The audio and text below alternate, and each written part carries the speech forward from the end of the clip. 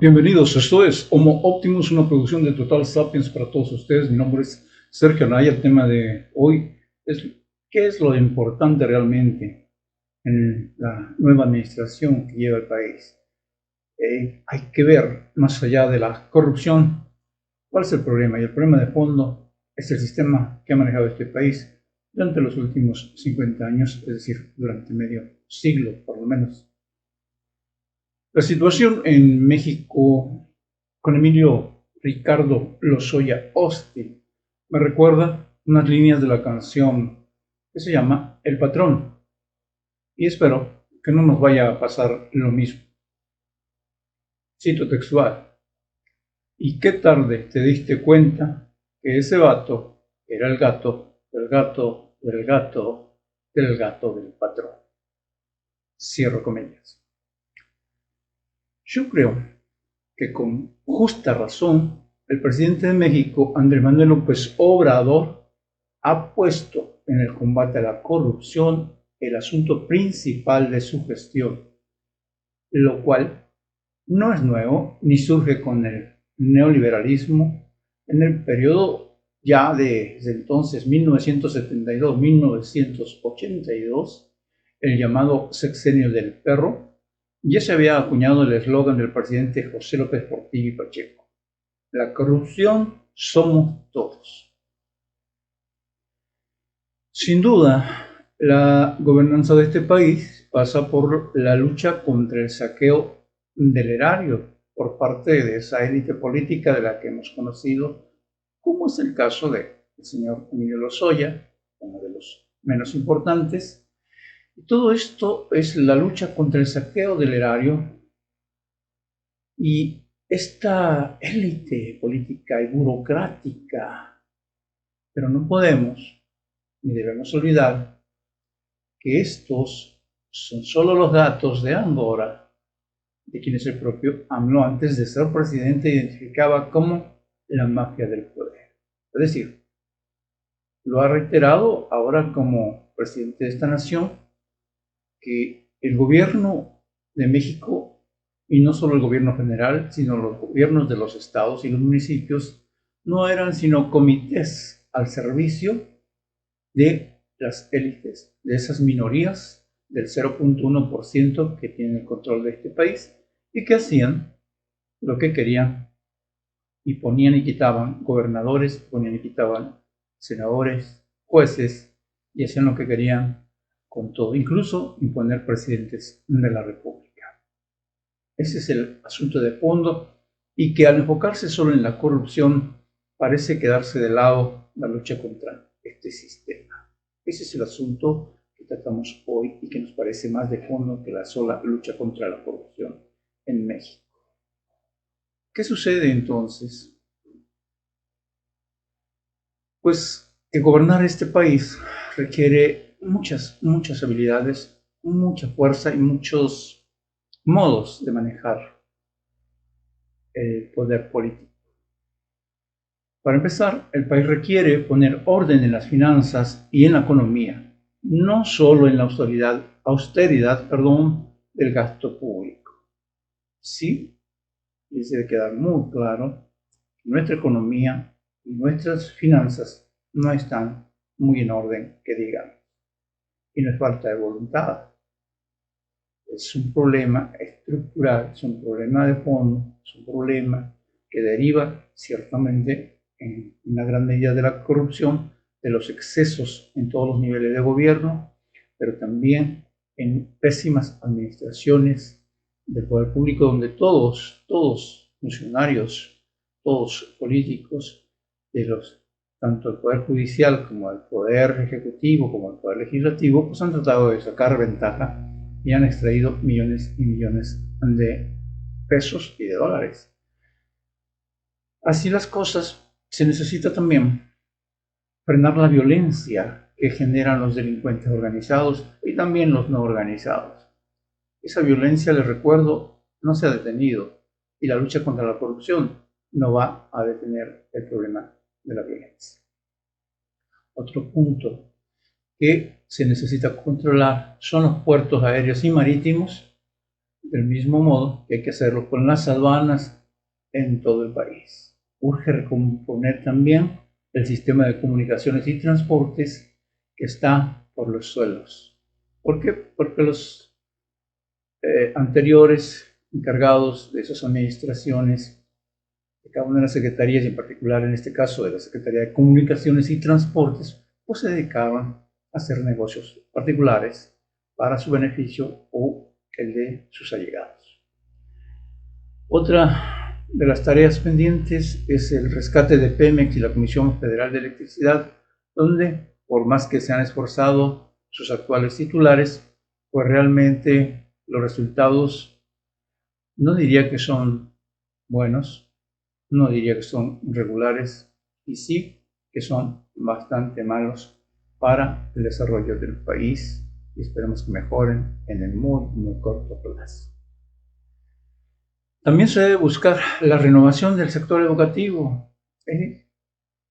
Escuelas no están en mejores condiciones que lo que dejaron en materia de hospitales, y no solo en infraestructura, sino también en lo que es el sistema educativo como tal, en cuanto a los programas de estudio, en cuanto a los maestros que se requieren para atender a los jóvenes, en cuanto a las condiciones en que los jóvenes acceden al sistema educativo, es decir, a sus condiciones de pobreza, de salud deficiente, de mala alimentación, de violencia intrafamiliar y un largo etcétera. Todas las carencias que usted pueda imaginar y que inciden en su educación. También hay que reconstruir el Sistema Nacional de Salud, como dijo el presidente, y todos lo hemos sabido, está en pésimas condiciones. Todos hemos vivido algunos problemas particulares y concretos en el sistema que se trate, llámese Petróleos Mexicanos, llámese Instituto Mexicano del Seguro Social o Instituto al Servicio de los Trabajadores del Estado, el ISSSTE, o cualquier otro instituto de los estados que también adolecen de las mismas fallas y problemas.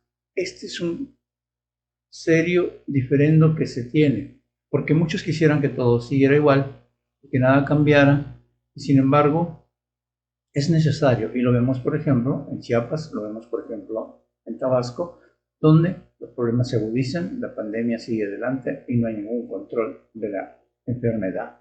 Estamos a lo que Dios disponga. Y en el caso de Chiapas, estamos a lo que disponga el gobernador, donde él hace lo que quiere, los médicos están al garete, sujetos a la violencia de los pobladores que no creen en el COVID o que son manipulados por los líderes sociales o políticos para agredir a los elementos de lo que es el personal de salud pública del Estado y los de salud pública federal en el estado de Chiapas, y todavía encima el gobierno del Estado que tiene a su cargo el mandatario morenista, pues resulta que el señor Rutilio Escandón, desde luego, resulta que se dedica a apresar a los médicos que están haciendo su trabajo. Pero en fin, ese es otro tema que abordaremos en otro momento. ¿Qué más se necesita para que el país salga adelante? Bueno, pues decíamos, estábamos en el tema de la salud. Hay algunos personajes que no ayudan al hacer un pésimo trabajo de frente a la epidemia mortal y todavía tienen el descaro y el cinismo de querer hacernos creer que todo está bien, porque somos el tercer peor país entre 35 naciones en América. Quieren hacernos creer que realmente no está tan mal López-Gatell, porque solamente estamos entre los peores 15 países de un total de 185 naciones en todo el mundo. Para ellos eso es estar bien, y no, no está bien. Otro asunto que sí, gracias al neoliberalismo se fue a pique, es la cuestión agraria. Se necesita recomponer el sector agrario de este país porque es básico para la alimentación. Se necesita recomponer el sector comercial porque necesitamos intercambiar los bienes y servicios al interior del país. Estamos muy bien hacia afuera. Hacia allá Se ganan y se generan miles y miles de millones de dólares. Una gran parte de ellos se va al extranjero, desde luego, pero una gran medida se reparte al interior del país. Pero hay que reorganizar ese sector, por lo menos en lo que se refiere al comercio interior. Otro de los grandes problemas, y esto a consecuencia de la epidemia de COVID-19, es el desastre en el sector turístico que estamos viviendo. Además, otra deficiencia es el sector industrial, donde las únicas ramas que se han desarrollado pues son aquellas precisamente donde empresas extranjeras vienen al país. Lo mismo en el sector minero, que en el sector del automovilismo, de la construcción de camiones, hasta de carros por andén, o incluso en lo que es la producción de ciertos productos para la industria militar estadounidense o la cuestión aeroespacial, donde se han establecido empresas aquí que permiten tener un gran desarrollo en esas áreas, pero que realmente no son ni industria mexicana, ni empresas nacionales, sino que son extranjeras, que laboran aquí, y lo saben ustedes y lo sabemos todos desde hace muchos años, por los bajos salarios que pueden pagar a los trabajadores mexicanos, a pesar de que sean tan buenos como cualquier trabajador en cualquier parte del mundo, lo mismo en los países de Norteamérica, como en países europeos, en cualquier otro lado, en países asiáticos donde se ha desarrollado grandemente la tecnología. Pero México sigue ausente del desarrollo industrial. ¿Qué significa todo esto? Pues que la tarea realmente es inmensa. Por eso hay que considerar al presidente López Obrador, porque el trabajo que obtuvo como presidente de esta nación es realmente una labor incansable, una labor muy difícil que realmente va a estar en chino, literalmente, que pueda concretar. Entonces, no es solamente la corrupción, porque si se revisa todo el conjunto, hay un sistema operando, como en los viejos tiempos, que trata de impedir que se concrete la cuarta transformación.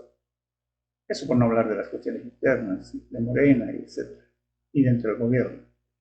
Así que, desde mi punto de vista, lo recalco, mi punto de vista, en el caso Lozoya, en el caso de la venta del avión, y hasta la tragedia de los, hasta el momento, más de 44,000 muertos por COVID-19, me parece, se están manejando, están siendo utilizados como distractores de los asuntos primordiales que ya cité anteriormente.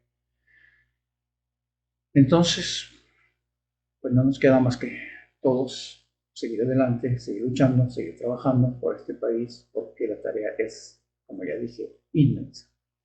Les agradezco su atención y los invito para una próxima charla que esté a favor de México, a favor de nuestras familias, a favor de la mayoría y no de una élite. Hasta la vista.